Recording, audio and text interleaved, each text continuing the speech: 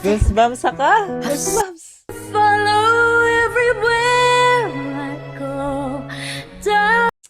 Hello, hi mabuhay! How are you guys? For today's video, it's very special kasi birthday ng one and only Lodi natin. Walang iba kundi si Sarah Geronima. Yes, it's her birthday. And dahil dyan, meron siyang super duper special video for us. And of course, with her special someone, Daddy Delphine. So meron silang cover. I'm very excited to hear and watch it. So let's go and watch. So let's go and play. Ang title is Refrain.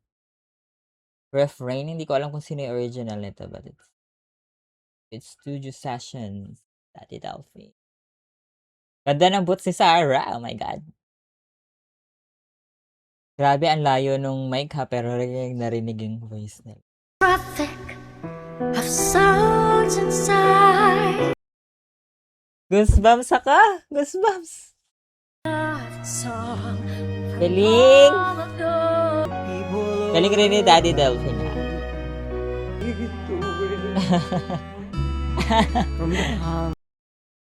Parang uma-acting si Daddy. Grabe, makikita mo how happy Sarah G is singing this song with her father.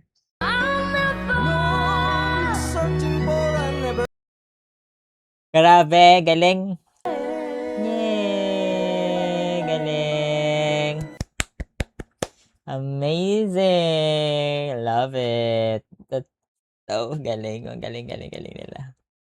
Very nice. I love the cover and I don't know the song, but you can feel the love between the two of father and daughter, and it's just so magical, it's so amazing, and it's just may magic.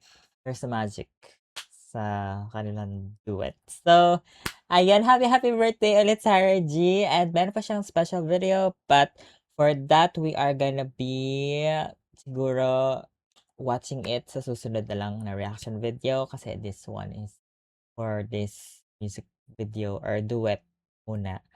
So, ayan, I am very excited sa lalabas na album ni Sarja. I believe meron siyang album. Ang tagal na nito, super duper long overdue the album, but there's also a concert, I think. And